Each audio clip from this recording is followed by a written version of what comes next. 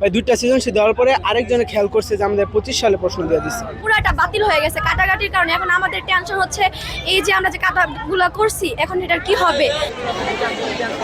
নারায়ণগঞ্জে সোনারগাঁও উপজেলার একটি কেন্দ্রে এসএসসি পরীক্ষার প্রথম দিনে বাংলা প্রথম পত্রে 2025 সালে সৃজনশীল প্রশ্নপত্র বিতরণের ঘটনা ঘটেছে। পরীক্ষা শুরুর 1 ঘন্টা 25 মিনিট পর বিষয়টি ধরা পড়ে। শিক্ষার্থীরা জানান, কাঁচপুরের ওমর আলী উচ্চ বিদ্যালয় কেন্দ্রের 3টি কক্ষের 177 জন শিক্ষার্থীকে 2025 সালের প্রশ্ন দেওয়া হয়। শিক্ষার্থীরা বিষয়টি দায়িত্বরত শিক্ষককে বলার পরও কোনো ব্যবস্থা নেননি তারা। পরে বেলা 11:30টার দিকে তাদের পরীক্ষার প্রশ্ন পরিবর্তন করে 2026 সালের প্রশ্ন দেওয়া হয়। ভাই দুইটা সৃজনশীল দেওয়ার পরে আরেকজনে খেয়াল করছে যে আমাদের 25 সালে প্রশ্ন দিয়ে দিচ্ছে। তখন আবার আমরা ম্যাডামকে বলছি, পরে আলা তারা গিয়া কতক্ষণ পরে বলছে স্যারকে, তারপর অনেকক্ষণ পরে আসছে ওরা।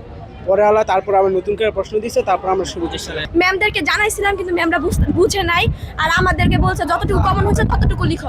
ফার্স্টে আমরা লিখছি 3টা সৃজনশীল লেখা শেষ।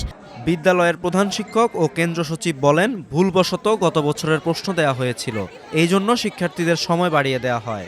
বাংলাদেশে এইবারে প্রথম 2 সালের প্রশ্ন একবারে করা হয়েছে। এই 2টা সালের প্রশ্ন পাওয়াতে এই 2টা মিস্টেক হয়েছে সিলেবাসের মধ্যে। এখন আমরা সারা পাওয়ার সাথে সাথে আমরা প্রয়োজনীয় ব্যবস্থা নিচ্ছি এবং ছাত্রদের সাথে আমরা পরবর্তী 26 সালের প্রশ্ন দিলাম। আমরা তাদের কষ্টটা শুধু তাদের ফিরিয়ে আনতে আমার সাধ্য নাই, কিন্তু তাদের লেখা সুযোগ সুবিধা এবং তাদের সময় দেওয়া পূর্ণাঙ্গ ব্যবস্থা কর্তৃপক্ষ আমরা কেন্দ্রগত দিচ্ছি। অভিভাবকেরা কেন্দ্র সচিবকে দায়ী করে এই ঘটনায় জড়িতদের দৃষ্টান্তমূলক শাস্তি দাবি করেছেন।